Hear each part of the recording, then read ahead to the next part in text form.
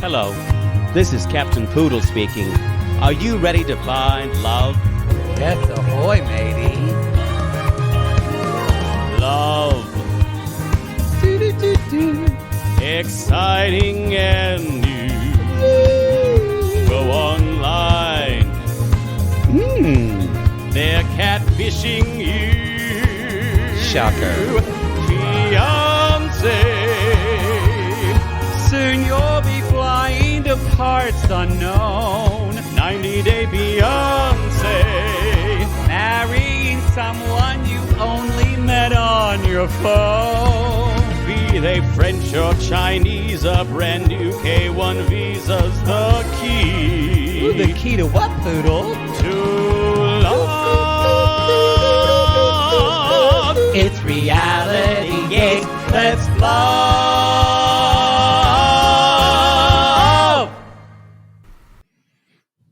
Hello, everyone.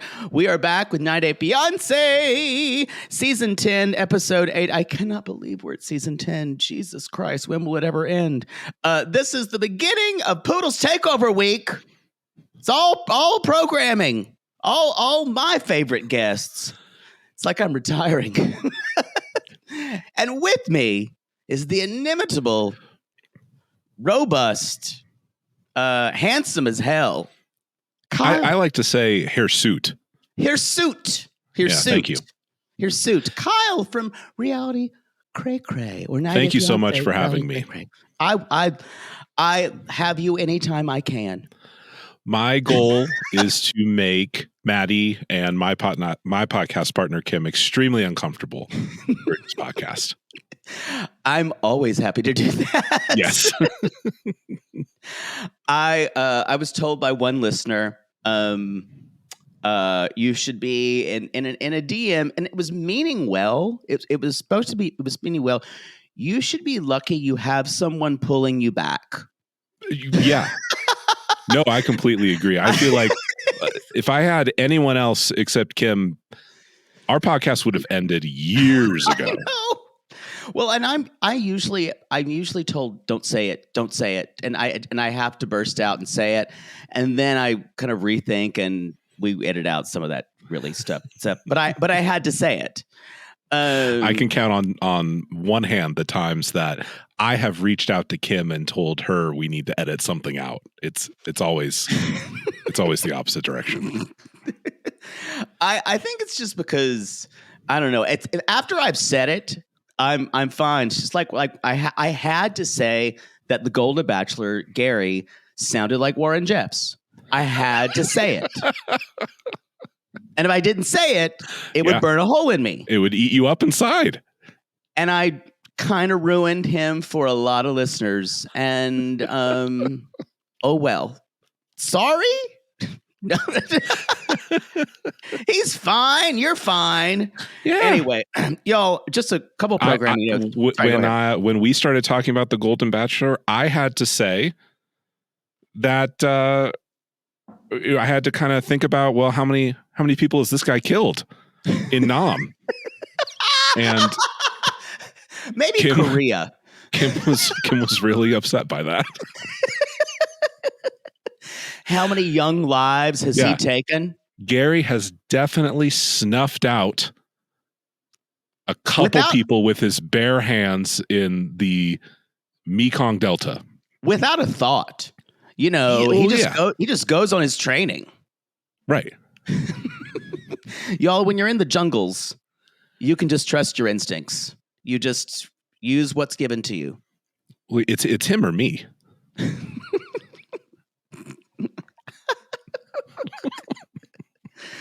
Sorry, Kim. I'm so sorry I have to do this, Viet Cong person.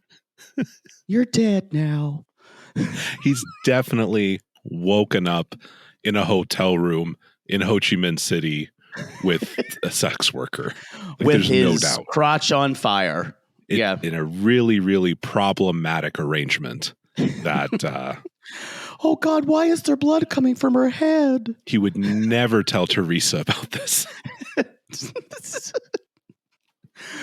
Who are you? Are you a Teresa or are you a Leslie? I stopped Team watching. no one. I stopped watching. I'm definitely a team Leslie, but I do feel like I'm really upset that we didn't get any Black Widows on the show. Like you didn't feel like Yeah. anyone had murdered like 3 husbands. I know. And But see, the most shocking thing to me about The Golden Bachelor is that it's week, 10 or 11 by now? it's only And week 8. They managed to find a 70-year-old white guy, and no one has dug up something racist that he said on the internet by now. I don't understand how that's possible. He When never we even look at got look he at the never even- casting of 90 Day. You have a guy that's dressing like a Nazi Yes, officer an SS on uniform. Yeah. Instagram, and you find this Matt Sharp should hire every intern at ABC that researched this guy for hours and hours and hours. I haven't even seen his service record yet. He probably he probably never even had a speeding ticket. Like Yeah. I think that's Indiana. I think that is well, hopefully we'll find out later on that he's the leader of some kind of like cabal or something, because that would be great. He definitely donates to Mike Pence's campaign, right? Poor Mike Pence. Poor Mike Pence, who's just a block of wood. Yeah. I always kind of I know I'm annoyed by him, obviously. Yeah. Then he dropped out of the race because he couldn't get nobody to vote for him. That's what's sad. Anyway, let us just a couple of programming things, you guys. There'll be no video element because Kyle is hideously disfigured, Yes. as well as Kim is. But there will be a video element of me with Michelle from Bloody Day doing Toe later on. And I've got to say, what 90 Day has stalled in some storylines, Toe is giving. And it seems like we're going to give and give and give until 2028, the way things are going. What are your opinions about the AI couple that is Sarper and Shekinah? They're strangely entertaining sometimes, I love them. but it's so hard to watch because the way that they're portraying her is that she's eminently reasonable on the other way. And it's baffling to me that someone that seems to project an aura of self-respect can be with the worst case scenario cartoonish 60s chauvinist. I adore him, not because I like him, but what he can do for television. What he can do by coming into my living room and saying to me, "You bitch, whore." You wait, whore. Wait, no, Whore. bitch. Sorry, I meant to say stupid bitch. Single greatest moment this season. It's fantastic. Probably top 10 for me throughout all seasons. He looks like if my 8-year-old got a hold of a Midjourney server and was just kind of fucking around with buzzwords to create some kind of Marvel character. Yeah, and at the same time, you put in the oven too long and it kind of melts. Right. Right. Yeah, I can't get enough. I need more. And the weirdest thing about him is that you feel like everything he says is kind of authentic for what he's feeling. Although he does kind of seem surprised whenever he talks. If you look at his face. Like, I just made a sound. I actually sound. Before I only grunt. No, we're having a ball. And it looks like this week is the episode that Danielle gets rid of Johan. And Yeah. shit is going down. So Yeah. she's got her really fabulous Erica Jane ponytail too. And it's her power ponytail look. I hate both of them so much. It's much. Really, but for Danielle specifically, hating her is kind of a sport for us. And it's because it's just fun. Yeah.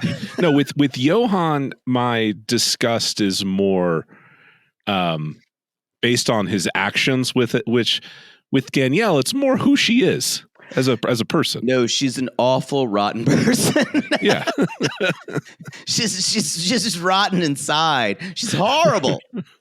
Anyway, Toe is giving. That will be with Michelle and I, and then I will be doing Welcome to Plattsville on our Reality Gaze Plus. In a tragedy, even Shakespeare would say, "This is dark." It's like, and I write Titus Andronicus.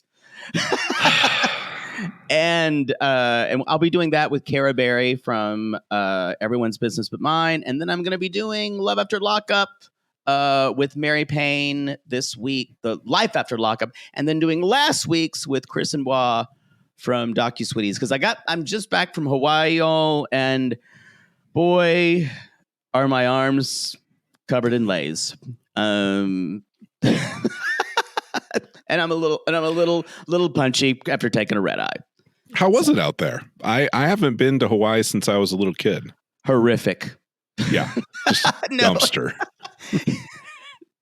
Awful people, I've heard. Terrible. Very inhospitable, really. Yeah.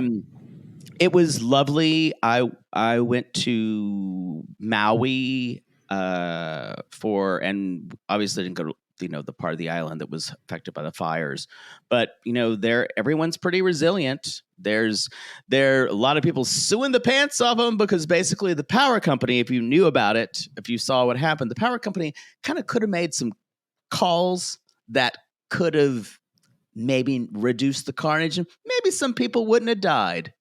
So there is a movement to kind of make that work. But Maui was great. We just stopped in at Waikiki and Honolulu, but I'd never been to Kauai before, and it is spectacular. You would love it. It's just so beautiful. Everyone's lovely. There are chickens everywhere, which Maddie would probably hate, but I would enjoy him running from chickens. So that's that. Lovely. Hawaii's a lovely place. I know to go against the grain. Yeah. And say it's gorgeous. So controversial. Unpopular opinion. Yeah. You're so brave. I know. I'm going to say something that's going to ruffle a few feathers. Hawaii is wonderful. Hawaii is picturesque. So so anyway, you guys, those will come out. Some of these may be late with my schedule, but I think everything may be pretty smooth after this. And then Maddie will be back with me to do Golden Bachelor, and I believe he'll be back to do our full 90-day recap on Sunday after he's been to Italy, and I'm sure will be lots of stories. I just got back from Rome and loved it. You were in Rome. Yeah, very controversial opinion, but it was incredible. They know how to make Italian food there pretty good. I've heard that. Yeah. I've heard that. I gained so much weight. I gained so much weight in Italy. When I got back to the woods, I weighed myself, had a panic attack, and called my doctor and went in to an emergency doctor's appointment where I basically just said, I got really fat. And she looked at me like, what in the fuck are you? Like, there's 2 doctors in this entire county. Why are you here? Why are you bothering me with this shit? And she sent me to a nutritionist. The diagnosis, she just stamps it on a pad. Fat. Boom. Pretty much. I went right to a nutritionist, begged for some Wegovy, and she told me to climb mountains and stop being a whiny baby. Talk to me later. I can talk to you about what way to get it. Please. I need help. We'll participate in insurance fraud together. Yes. It's already broken. Don't come at me. I feel nothing about that. Yeah. No, God, y'all, the country is so broken. So let's talk about 90 Day Fiancé. Speaking of broken things, This episode is called "Do You Take One Another?" What do you think about this marriage vow preamble naming of this season, every episode? Like, dearly beloved. What do you think about marriage vows generally? What do you think about marriage vows? I think they're useless. I mean, it's basically like a New Year's resolution when you think about it. It is. Yeah. It's just bullshit. All these people should break up. Except maybe, I don't know. Brave. Maybe Nick and Devin should stay together. We'll see. I think they are totally like season 3 90 Day Fiancé. Yeah, I don't it's a know. Throwback. I don't know what time capsule, what time warp they pulled these fuckers out of. Yeah. But I love her and her weird country stuttering. And I kind of love her parents, who her mother is like, or maybe is it her stepmother or stepfather? I don't. Maybe they are her birth parents or her blood parents. But all I know is her mother is like every single one of my aunts, who just goes, I just don't know what to think about you yet, but I just hope everything's for the best, and everything goes up really high. It's I really enjoy him so far because he's kind of like a combination of Jihoon and Sarper. He just has absolutely no filter at all and just says what he wants. He just says whatever. With a strange Australian/Korean accent, and says mate. There's something, look, this might be unpopular, but there is something a little bit charming about a guy that has the confidence to look at you and just kind of state how fat you are. It's going to go over real well. It's remarkable. I mean, we've talked about this a lot. We really do think that this is not something to be okay with necessarily, but it's not. It is a cultural thing. Clearly, if you have ever been around a Korean mother, we used to live next to, when I lived in Koreatown. How about that? Imagine when I lived in Koreatown, I had a student. She was our neighbor, and she would come over and she would take like voice lessons from me. Long story short, she wound up leaving with one of Matt's dessert dishes, and he's never forgiven her. And actually said it was a plot, that she just came just to get his dessert dish. But when the mom would talk to me about things, she's like, is she getting better? She could singer. She's like, she's gotten really fat lately. And like and so it is a thing in some Asian cultures, definitely in Korean culture, where you talk about weight and you talk about it in public in the family. So it's I think they see it as just speaking facts. I'm serious. There's not emotion behind it. Agreed. Yeah, I could never date a Korean woman. I just would be emotionally devastated. Just with the parents. I was actually worried for poor Devin going up against a Korean mother-in-law, and it turns out this woman wasn't really that rough. She just kind of did say, why the fuck is she crying at dinner? What the fuck are you doing? Is this what Americans are? Fat and crying? And they just is this a tradition that we all need to do? Do we all cry at dinner here? I think it, and you mentioned this, and I saw the same article that she basically said, I was so fucking nervous during filming that I probably drank like about 12 Korean beers or whatever it was before dinner, and just started crying. That's like me in my late 20s when you're having that one night at the gay bar where you've drank too much and someone says something, you're like, I just remember when it was better. And people are like, why are you the only one crying? Anyway, so we are saying goodbye to Korea. And he says, I've never thought about going to the US. I'm really glad that they have some of the cast members say that. And I believe him because the idea that most Americans have, and a lot of people who watch this show, is like, well, this is the land of milk and honey here. So everyone wants to come here. Yeah. Do you remember what Kalani's father said that season? We made a country song out of it. It's like, everybody thinks it's the land of milk and honey over here. But the milk's expensive and the honey ain't sweet. That does. The honey ain't sweet. Exactly. Jug.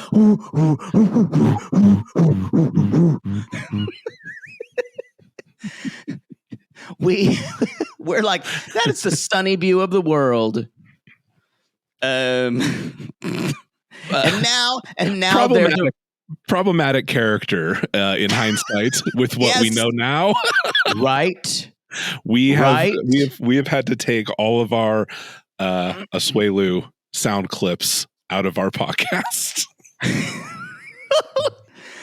And now, y'all, they're gonna get a divorce.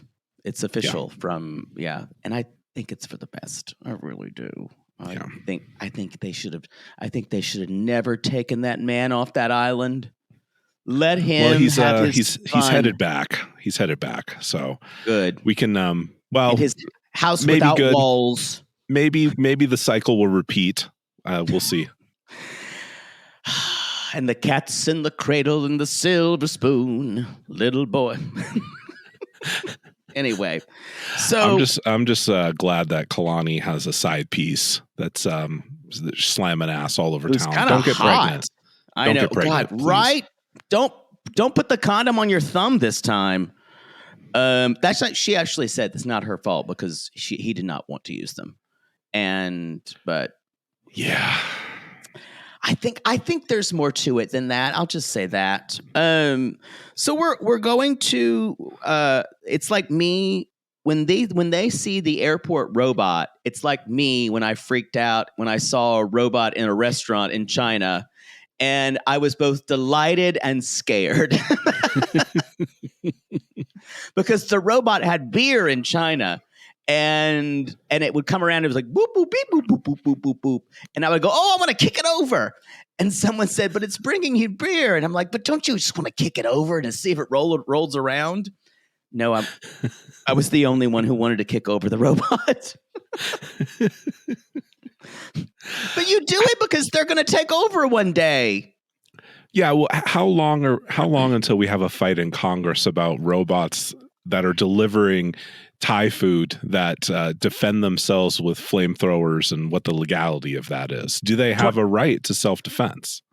I'm not sure they do.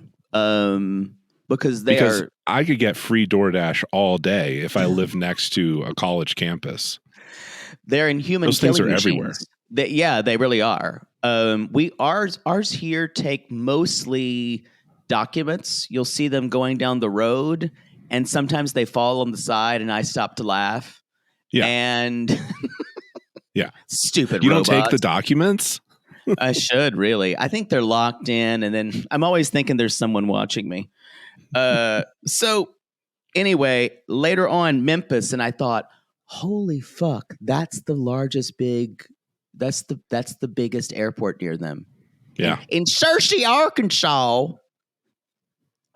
Which I don't know where that is. Normally Maddie would look up, and I don't fucking care. It's Arkansas. I know. So it's in a swamp.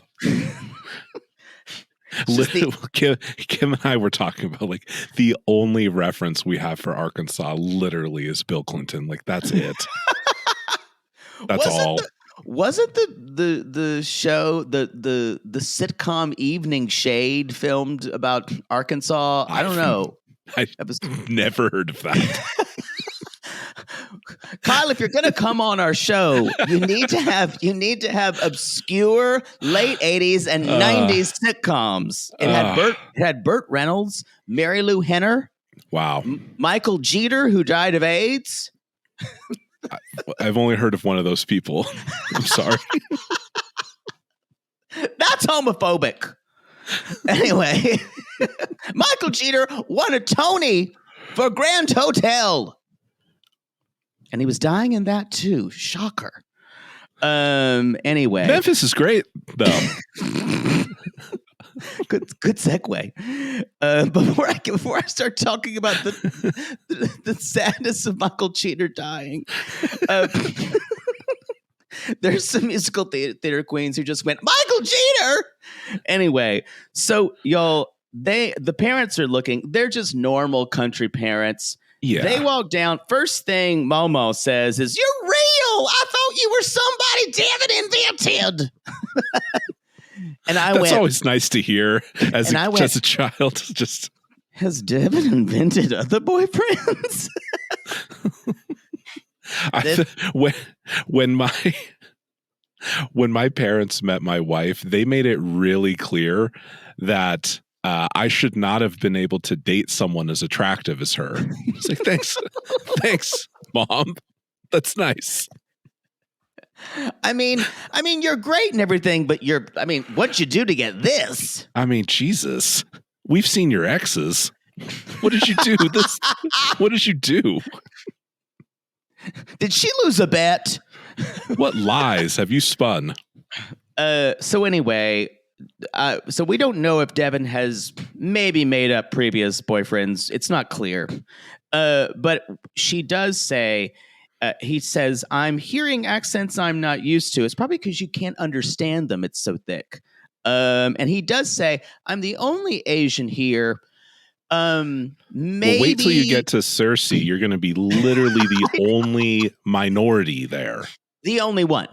The only one. Like, yeah. Maybe some people who are like working in agriculture, you may see, or some people, but yeah, we keep them hidden in the chicken plant over there. There are like 3 chicken plants near Cersei. Oh, yeah. No, all you can smell is rendered pork fat. You wake up in the morning and go, this is a beautiful life. It's kind of like bacon and Crisco combined. And just industrial waste being burned directly into the atmosphere. It's like how Matt would talk about the tire plant. The tire plant that just closed. The Uniroyal plant is closing. And I'm like, that's good news. Because then all the carcinogens will be out of your town. And then he's like, but all the jobs are going too. And I'm like, so it's just now people with cancer without jobs. Right. Rob and Sophie. Wait, do you think that Devin's parents were confused because she manifested boyfriends in the past with her Claire audience, with her Claire audience, Cognizance. like Kimberly. Yeah, boy, talk about someone insufferable. Weirdly, I've kind of come around to an idea. Is she that because she's so fundamentally unlikable? Like at her very core. Yeah. Remember, her mother didn't even like her. That's what Maddie always brings up. She said, "My mother said she'd love me, but my mother didn't like me very much." Her mother didn't like her. In episode 1, you just have to assume that her mother is a terrible person. But as it goes on, you're like, maybe her mother had something. No, but I think later as we go through it, you start to see TJ is such a smooth talker and who is extremely likable. TJ is so likable. It's the opposite. And I think also the crew despises her because Oh. they Yeah. y'all, when it's no secret someone gets a bad edit. Like, they despise Danielle. Yeah. They have a dartboard with her face on it. There's not going to be a redemption arc for either of these people. There have been people in past seasons where they get a bad edit season 1, they get on HEA, they look a lot better. It's not going to happen. Yeah, no. Danielle's gonna keep being the kind of what is that like you pour all the ills of the world into. So she's like a Horcrux. Yes.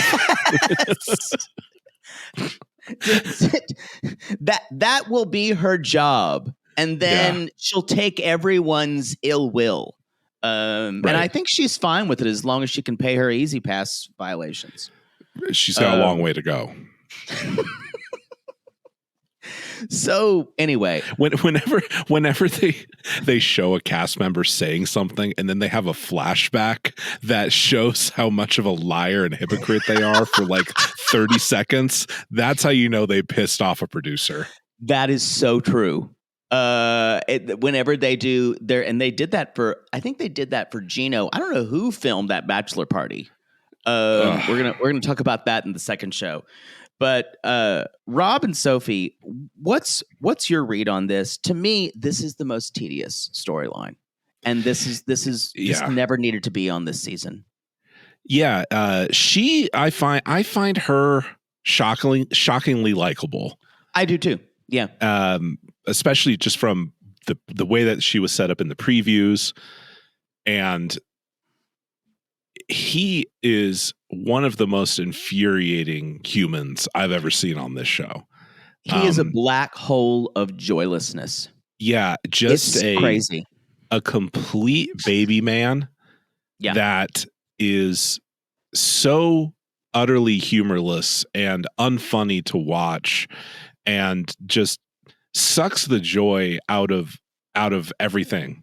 As a viewer too, not just in his own life, but as a viewer, I just feel the happiness leaving my body when I see him on screen. You leave depleted. Like the cast of Rainbow Bright would go, "Who's this fucker?" By the end of it, no one could even cheer him up. Yeah, he's just I don't know. I think he's an archetype of wasted potential and blaming everyone else for everything. 100%. That's nailing it.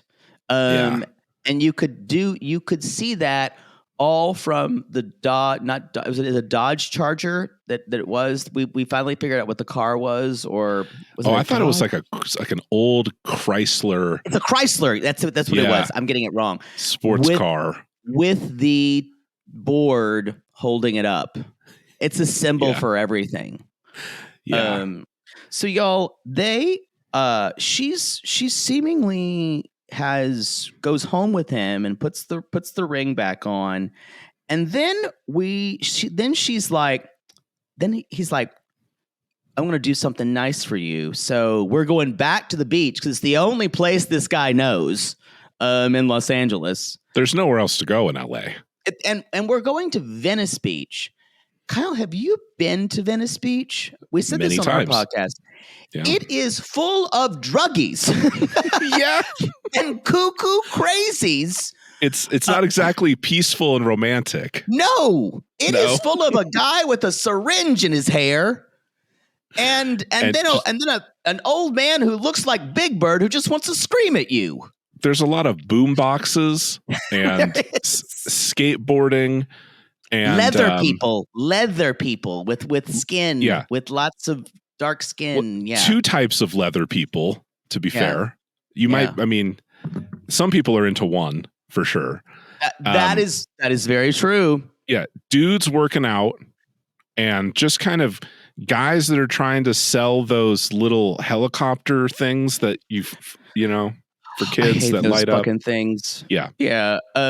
Y'all don't take your girlfriend to Venice Beach. It ain't romantic. I mean, maybe she's into that scene. I mean, maybe. Look, if you're really into people watching, you gotta go. I went, and because I was told to go, I was kind of taken there. I was kind of guarded, and I was told not to approach. And I was walked quickly through certain things, which you should be. And then I never went back. It's a beach that you should wear combat boots on. Agree. Because you never know when someone's gonna like throw acid, around you, or it's not a great place. And anyway, so he says, he's like, and even Sophie says, Rob's not the best at plans or surprises. Or smiling, or being nice to me. I just wish she'd be nice to me sometimes. That's all I want. I think Rob takes what he wants to do and tries to spin it in his own mind to how can I make this activity palatable for a woman? And he just cannot connect those two dots. Literally, this guy's idea of a first date in the United States is D&B's for some skee ball. And because he and Sophie's like, I don't know how to play any of these games. He's like, well, like, what are you saying? I'm trying to do something nice for you. And don't get me started on him and his friend, the one who was so coked out that they're like, you're on Bumble with the friends. Everyone knows you don't do that for friends. That guy was nuts.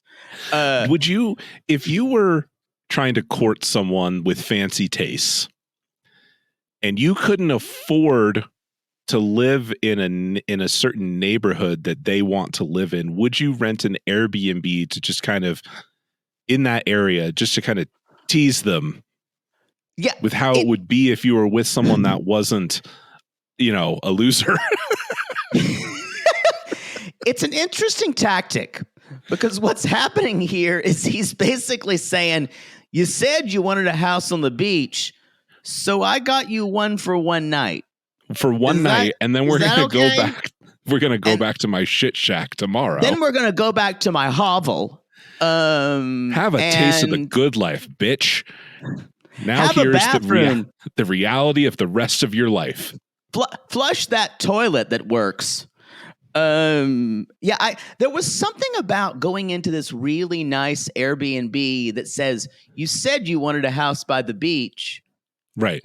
I want to keep doing things for you, but I don't have a lot of money. But it was weird. It was kind of like you expected her to say, Rob, is this my house? At one point, she was going to say, how'd you get the money to give me a house? How much did it cost? Did it cost like $400? Because she's supposedly from some type of privilege. Well, yes, but I think she's also made a decent lifestyle for herself because she makes a shitload of money on OnlyFans. At least she used to. I don't know if she does anymore. Is that the deal? Is that? Oh yeah, she actually had. I was talking with Maddie about this for like 40 minutes last time I was on, but she had 4 distinct OnlyFans personalities at one point. That's genius. God, making like different accounts. Do this? Yeah. So here's my question. What a visionary. So do you think that? So Rob is far more confident and cocky than he has any right to be. Yeah. The only thing he has going for him is that he's a good-looking dude.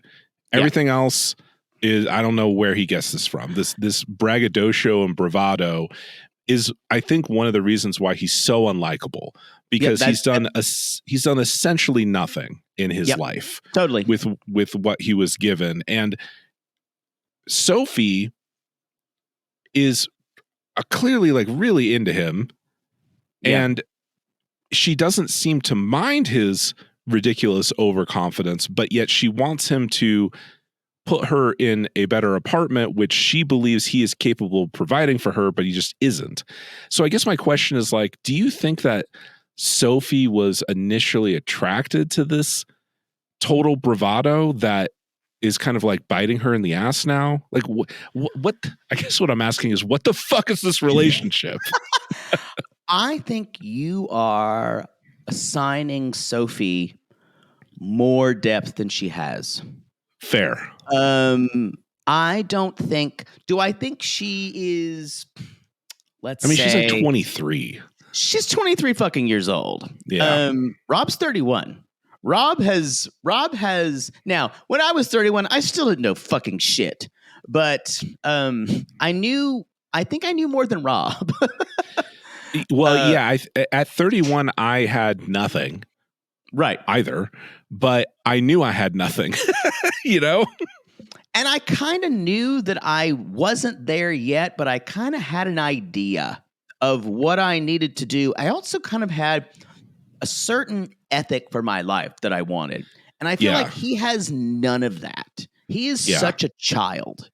And there's an entitlement. Oh, it's so awful. That's frustrating to watch. Later on, he's like, you know what? I was going to get something for me. Normally, I'd get a burger or some shit. But I remember you like some Indian food. I don't know. I got it one time. Chicken korma. Here we go. Whatever the fuck that is. Here, throw it at your head. And he said, she's delighted by this, which just shows how low the bar is. She loves chicken korma, so that's Indian food. And she does say, he said, do you forgive me? And so the idea is the Airbnb and the chicken korma is the grand gesture. And she says, I've forgiven you, but I haven't forgotten.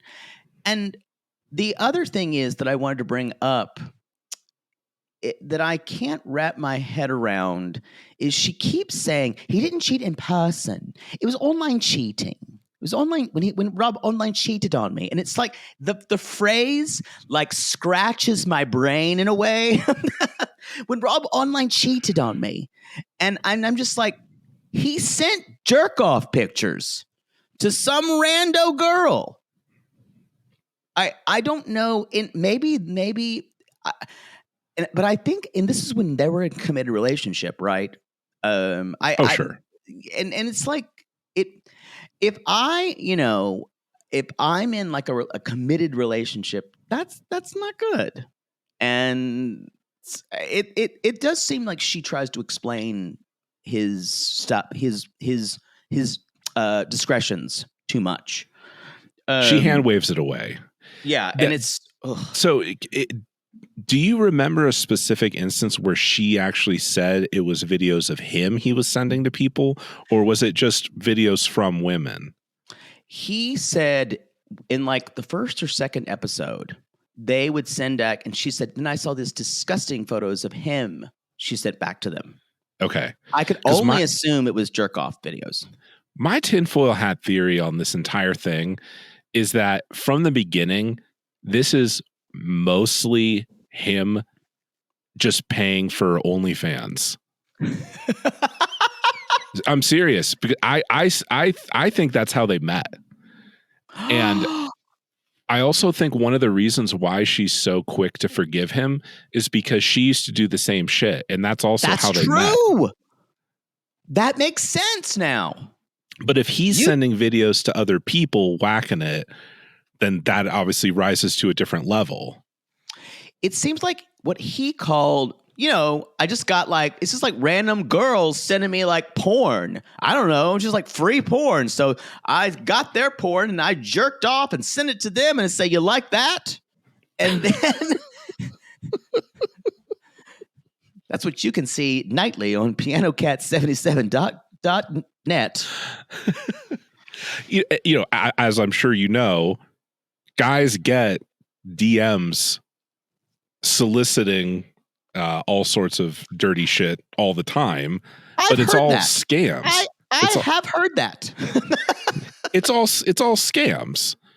And if you engage, then you're on a list and you're going to get your credit card stolen. And so it's either familiar. And so I'm dying to know exactly what the nature of this was. Because at its simplest, he's a good looking guy people DM him, and then he actually engages, and it escalates from there. But yeah. there's something about this whole conversation. It's so vague. The way that Sophie talks about it, the way that he clearly doesn't think it's a big deal. That is probably because he's just a piece of shit. But the way that she forgives him so quickly, it just makes me think that it's not like a blurred line. That's not what I'm saying. It's not like it's something reasonable. But the fact that she forgives him so quickly makes me think that it's not as simple as just FaceTime fucking somebody. I think you're totally right. And this is it. You've unlocked a certain understanding of this for me. Thank you. I've had those same questions. The other theory, the other explanation is that this is reenactment of something that did happen, but it happened like a year ago. That's a DM. A listener sent in a DM for me that said that was a theory. That was her theory. Yeah, this is reenactment. Yeah. I just don't buy that she forgives him the day after. He online cheated on me again. What do you think about the it's going to be homophobic if you don't know who this is. But the absolutely fabulous character that is Sophie's mother. The Jennifer Saunders. You've seen the British sitcom Absolutely Fabulous.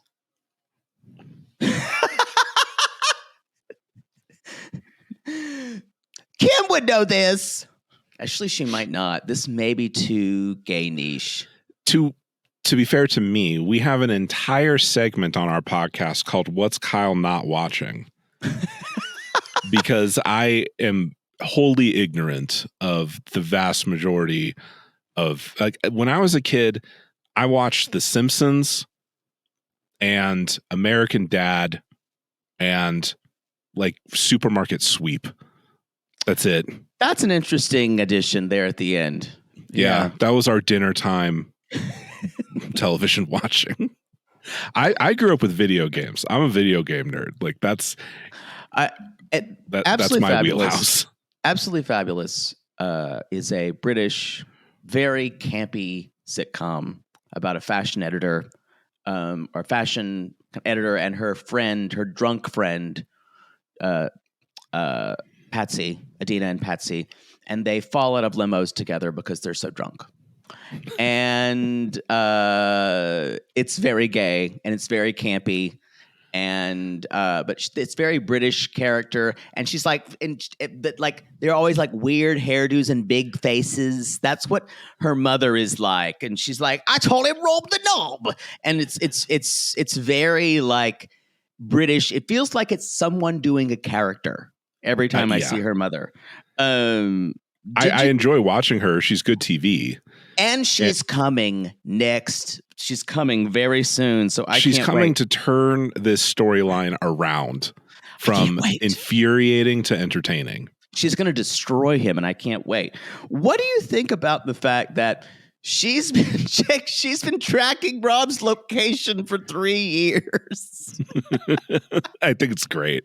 I love it. I think it's hilarious. It made me think, you've got a real sense in there. You're 23. What I don't understand is that for 3 years, she's been tracking his location. How has he not figured it out? Because, like, okay, he leaves the house and presumably he goes occasionally to places that she doesn't know who lives there. Right. Like presumably he's going to people's houses sometimes. So does she just call him the next day and say, so where'd you go? And try to catch him in a lie, and he hasn't lied? That was what I thought. And she was like, hey, what you doing? Looks I don't know. I don't know why. I just got this weird feeling that you might be, I don't know, in Pasadena. And he's just so stupid that he hasn't put it together in 3 years. Yeah. Man. I think he would never think. I think he's the kind of person that would never think anyone would infringe upon him in that way. I think it's just also he's a huge stoner. So it just may never y'all, I promise you, that house, that hovel smells like mildew and just dank weed. And a cat from 15 years ago because he's just never cleaned. Oh, I can't wait till that mother gets there. I'm very excited. I really do hope she just like tears him a new one. And I do too. Can't reason with that woman. I also appreciate that she puts some of this on Sophie. That's on you. Yeah. Yeah, which is true. She's being way too easy on him. She has this idea in her head that she's going to hold her ground and take a stand. And she's not going to let this go because he thinks he can walk all over me. A lot of the cast members, like Ashley, is trying to do the same thing. Ugh. But then they give up so easily. It's this big talk, and then they're so afraid of rejection that they immediately give in. Yeah, it's interesting, and then we have people who like, let's talk about Clayton and Annalie. I always want to say Annalie. I don't know why, but Annalie may be my favorite person on this season. Maybe she's after a green card. I don't know. The reason why I say that is, y'all, I've said this before. Clayton, although he is kind of, there's something about him I guess people could like. His clammy, soft baby hands touching her made me want to toss my cookies. Everything about him, y'all know, and y'all know it. You had this guy rubbing your shoulders during drama class or whatever it was. They were clammy and they were so soft, and you recoiled when he would touch you. It's the no chin, but also the chin strap beard that does it for me. I can't. It just it makes him look like a thumb that someone drew a smiley face with Sharpie on. It's is bad. And it's this also the blunt haircut is the almost hairline. like the Caesar that men had in the 90s, and definitely a Supercuts special. And there's something about him that is just, he's also needy, and I feel like if you got really close to him, he just makes sounds like this, like guinea pigs. And it would make me want to like smother him in the night if I had to sleep with him. So I'm just saying, Annalie, you deserve everything if you can make it through sleeping with that guy, because I just couldn't. Do you know what blue balls means? And she was like, nope. And I'm not going to be part of your joke either. Please explain it to everyone. I'm not going to be part of your dumb joke. At one point he said something. Excuse me. At one point he said something, and she said, what was it? She's like, oh, you're so ready. You're ready in 5 minutes. And she was like, don't be fucking sarcastic to me. I love it. And y'all, the whole relationship, I guarantee you, if they get married, she's going to bully the fuck out of this man, and I would love to watch it. He's going to have nothing except RuneScape to himself. That's it. That's the game, right? That's the his game he's playing. That's the game. As a gamer, who are the people who are playing that game? I wouldn't know. That's a deep, dark corner of gaming that I have never accessed myself. That is, we're talking borderline incels, right? And full blown. Yeah. But that's the type of game where you have to play for thousands of hours to get even the most mediocre of I don't know, Yeah, that sounds like a lot. Like power for your guy that you're playing, to put it in non-nerdy terms, I guess. But people do invest tens of thousands of hours into that game, and it's a very strange.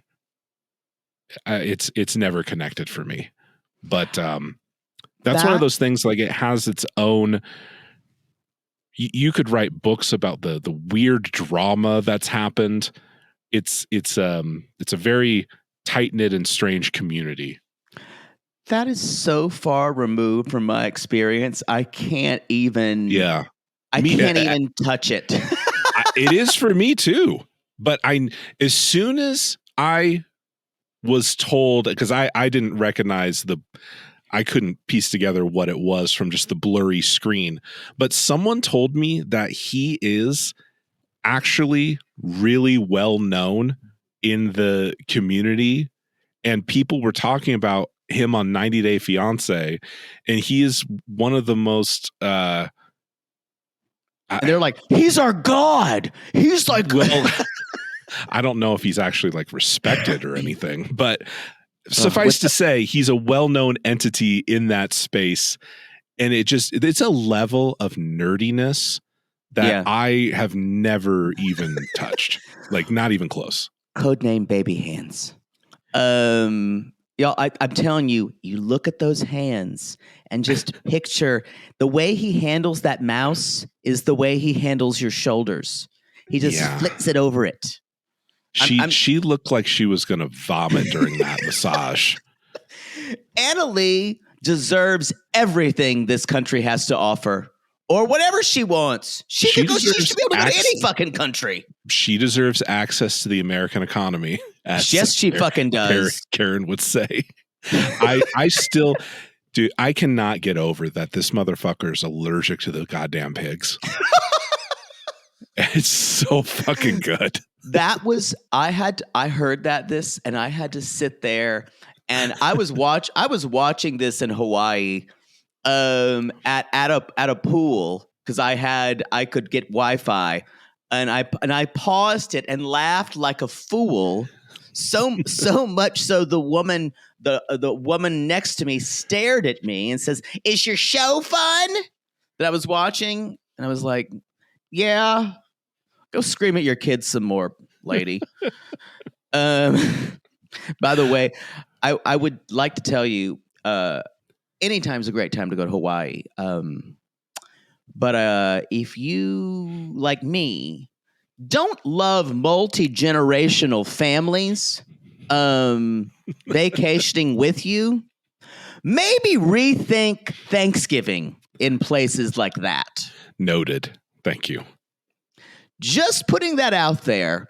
I'm gonna tell a story on our probably the Toe podcast with Michelle about a family of Mormons who went with me on a bike trip. And how I basically accused the woman of she met her future husband on a mission. I'm like, weren't you supposed to be like worshiping God? She just stared at me. She's like, no, we met. We didn't really date or anything. And I'm like, well, I didn't think you could. And she didn't talk to me the whole rest of the time. Did you ask if they soaked? Her children were right there, all 7 of them. They wouldn't. Were they over 13? Any of them? Some of them were. All right, they would have known what that is. You can't. And they were, and one of them was 20 and had a baby already. So sure. Well, that's old. That's almost a spinster. She was way past marrying age. Yeah. So anyway, did the guy look like Gary? You know, the husband wasn't there. I think he was. I think he was like supposedly taking care of like one of the babies at home, and was texting them the whole time. I was trying to ignore them, and then I got really. I'm going to tell the story about how I got really competitive with trivia in the car, and one of the younger daughters started screaming things out without ringing her buzzer, and you can imagine how that went, Kyle. Me, a 43-year-old man, or no, I'm 46 now, a 46-year-old man yelling at a child in the back to, this isn't Jeopardy.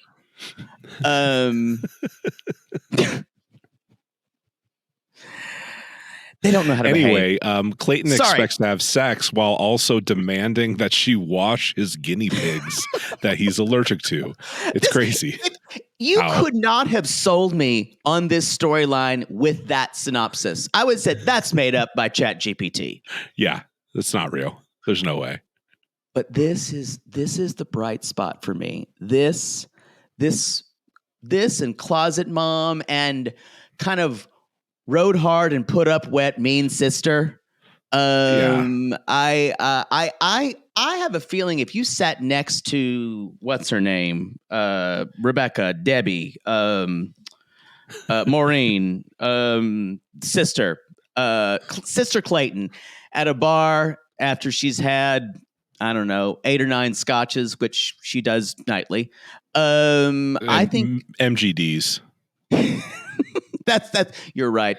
She doesn't have enough money for scotch. Yeah, I don't. It's MGD and Fireball Special for $4. I just got so much reflux just when you said. But y'all, Sister Clayton's got stories to tell. Most of them involve a Harley.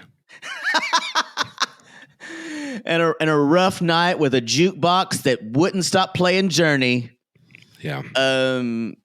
Anyway, y'all, so we are washing the guinea pigs in the child pool. And again, he keeps saying the guinea pigs are stressed because it's almost like there's some kind of Patronus for him, his sexual energy. They need to, like, the guinea pigs are going to start trying to fuck each other because Clayton needs to get laid so badly. It's very strange. Baby pig and coconut are going to go at it.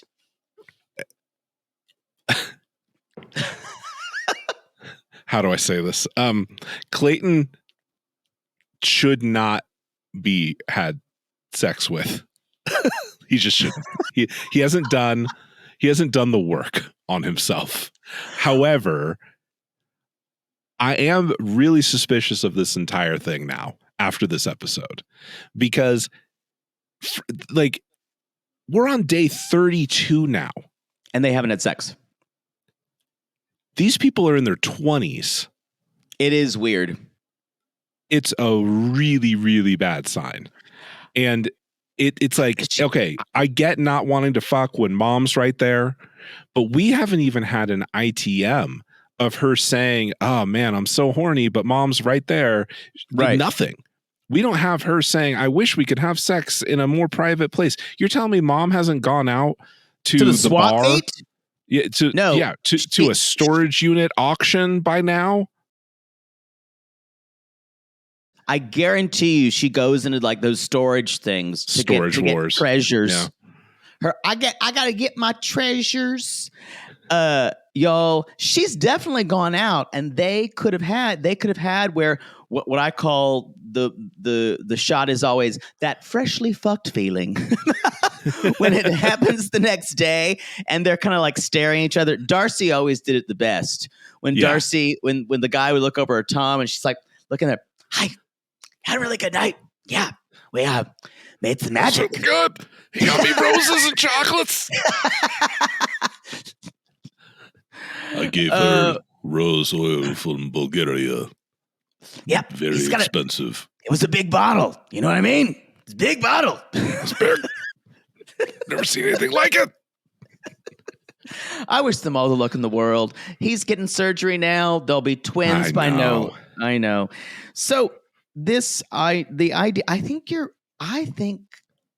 it's either made up that they haven't banged, or she's got the ick so bad it's the ick. It has dripping to be off of her. Yeah, because they have fucked. They have fucked. You know what? Maybe it's the idea of he's vacation fun guy, but then when he's near his closet mom, he gets like weird. He gets weird non-fuckable energy. Well, she saw him playing RuneScape for 7 hours in a row once, and it dried her out like the Sahara. she got on Bumble right away. But friends. Just friends. No. I still wrote, and whenever I write this, and I'm very emphatic about it, I'm like, he's allergic to fucking guinea pigs, and there's like a line like underlined it 11 times. That these are the things that the show will always continue to surprise me about. Yeah. It's just it's a wonderful thing that they left that was a core part of his personality.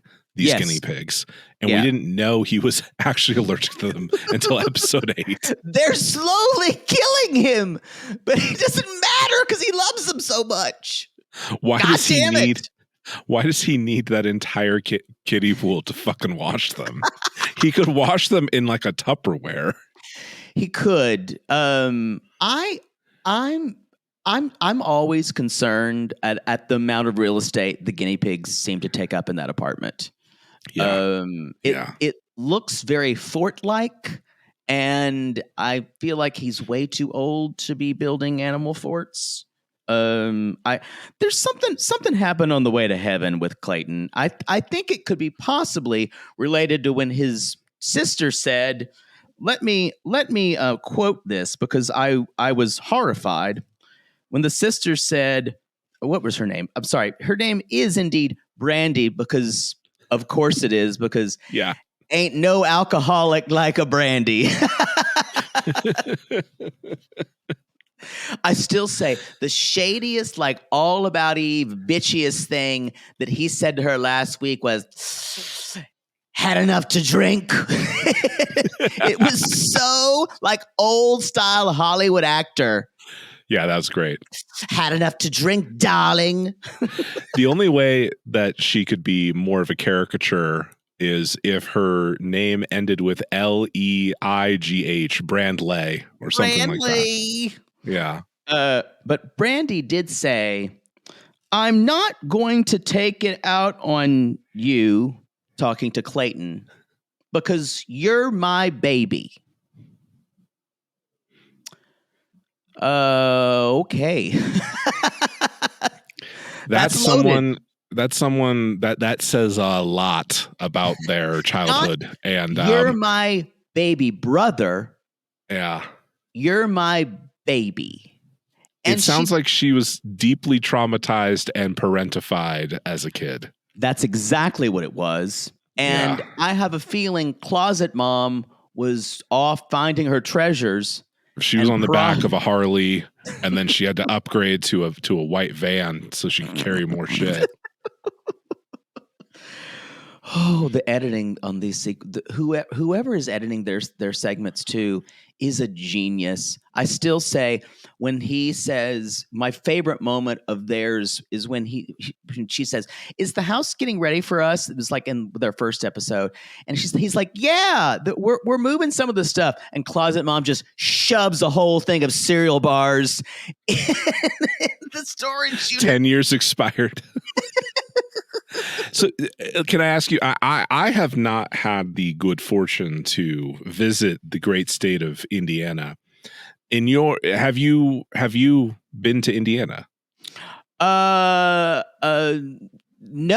I haven't. And I have never had a single wish to go. Yeah. In my head, drugs and corn really does track, but I do want a more informed opinion on this. I think I've been pretty, let's say, raw about my disgust for places like Indiana, Ohio, places in the middle of the country, and I get yelled at. People haven't really yelled at me about Indiana. So people come after us for shitting on the South. It's all in good fun, but I'm sure it's lovely. when we shit on places that are like profoundly broken, you really don't hear much back. No, it's hard to say. Y'all, Mississippi's got some problems and have people go, what? Wait. Hold on. Have you ever had something called grits before? You ignorant piece of shit. Well, I have a love-hate relationship with Ohio. I love to hate it. But that's where Kim grew up. So it's open season on off. It's open season on Ohio on our podcast. Yeah.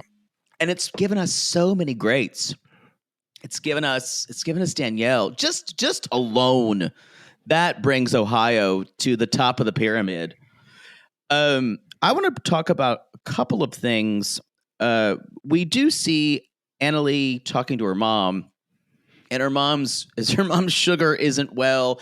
It does seem dire of Annalee leaving her mother and her father and her whole family, and she's still pretty cavalier about it. And then she reduces Clayton's sister to fucking ashes. Holy shit. When she said, yeah, I need to say something to your sister, but I'm going to do it in Google Translate so the computer voice can be even meaner than the one I'm going to say. It was difficult to leave my mother. So when you accused me of coming here to get a green card, that made me very hurt. And the sister goes, well, that makes me sad. And then she's crying. She's like, ew, I hate crying. Cut to her every Friday night at the Rusty Anchor or wherever she goes. Right. No, she goes to Chance's. Shenanigans. Yeah. Shenanigans Irish pub. And there, so y'all, I think she's even won over Booze Cruise here. So I think Annalee may be doing okay. And at one point she I love this storyline so much. At one point she says, it's been hard living. Clayton says it's been hard living, with no intimacy, because how did you do it with when you were living with mom before you had Brooklyn? Because of course, Brandy has a baby named Brooklyn.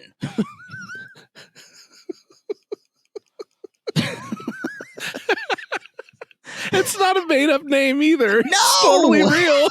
That's real. Yeah. These people have never set foot in a blue state. No. Brooklyn, she thinks that is where the boys sold papers and Newsies. She saw Gangs of New York. She still thinks and thought it took place there and really likes Daniel Day-Lewis, and that's all it takes. He's my favorite fancy actor. He's what you call a method actor. As she sips her Fireball. One of my favorite parts of the episode, besides the guinea pig allergy revelation, was it was just a frame or two. But when she comes in to the bedroom and he is ready for action, there is a couple of frames of this look on her face that looks like she is holding back projectile vomit. I did the same thing. And she's like, he thinks he's looking like a model. He looks like a cow. I think this woman deserves the world. This is a bullet. She is biting a bullet that none of us could do. I guarantee you, y'all, this man's hands on your body, he would touch you. He would touch you, and you would immediately, you'd have to have the urge to punch him in the face. Do you think that he even has fingertips anymore? Or have they been sanded down by the W, A, S, and D keys? It's either that and as much lotion as he puts on them from jerking off. Can you imagine how dirty his keyboard is? it's There's got to be interesting. mushrooms growing in it. This man, there's just something that is just absolutely repulses me about him. And it's not that I think he's a bad person. There's just something that is so incel slash Yeah. so in his head. And then he's got lube, massage oil, and And don't a forget the Rubik's And a Cube. Rubik's Cube. Yeah. So I have a question. Yeah. If you were transported into Clayton's body, and I'm sorry for giving you that mental image, and your goal is to have sex with Annalie, what position would you contort yourself in for maximum attractiveness if you're Clayton? Like, what could he have done? The best thing to do is to lay in bed clothed or to maybe wear the covers over him and then kind of hope she would pity fuck him. You don't think just getting completely butt naked and standing with a full erection would have been better? You know what? That would have been better, but I think he would have thought that's not his style. That's not how he does things. Maybe that would have been way more effective to just do anything but your style. Anything but acting like the Burt Reynolds Playgirl spread. Yeah. But it looking like the gamer version of that. I think the move would have been to take all your clothes off except your shirt and then get under the covers so you got a little surprise. So you're Porky Pig in it. Yeah. I think that anything would have been better than what happened. Because the idea, and then he starts just making like the noises. Loose fitting jeans that have been washed 97 times. Just with like tube socks on. I can't tell you. This is the most repulsive person I've ever seen. I just can't. It's not that he's ugly. He just, everything about him gives me the heebie-jeebies. I think he needs to shave his head and get like a metal band scalp tattoo. I think that would help a lot. Or maybe like a septum ring or something. Give me something. And he needs a wardrobe refresh. Yeah, it's very Old Navy chic. Yeah, it's very bad. And y'all, she says, no sex tonight. We're going to sleep. Yeah. And then he does this thing that kind of like wimpy guys will do, and they'll pout about it. That makes you hate them more? Never in the history of women has that resulted in more intercourse. Never. No. Never. And then we have the blue balls joke. I can't wait to see how this goes. I would prefer that Annalie maybe ride off on Brandy's motorcycle. Maybe that's the couple, because she's tough enough for her. Yeah. She could, that could be in the sounds of Alana Miles singing Black Velvet as they ride away. She doesn't live with mom. We know that. That's right. Someone just I think, Brooklyn. I mean, maybe we don't know that. There's probably there's another child. I'm just now speculating. I don't know. Lincoln, and it's a girl. It's definitely Madison, SYN. And with that, we're going to close out the first. Maddie's gonna be so horrified at the things we've said. Anyway, y'all follow us on. Thank you, Kyle, for joining. We'll be back for part 2. We'll be talking about Gino and Jasmine, and we'll be talking about Ashley and Manuel and the mindfuck that is that relationship. Boy, God. And we'll talk about who else? Oh, Nikki and Igor. Yeah. And y'all go follow us on realitygaze.com or go to realitygaze.com for everything Reality Gaze. And you can follow us on the TikTok Reality Gaze, and you can find us on Instagram Reality Gaze Pod, and on X or Twitter or whatever the garbage barge that is that thing now. That Reality Gaze podcast. Yeah.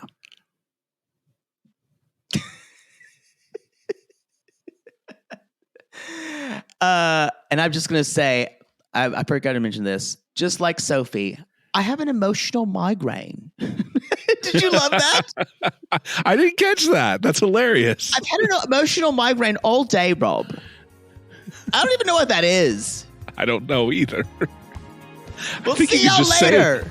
I think you can say migraine and you kind of pass I have along. an emotional migraine.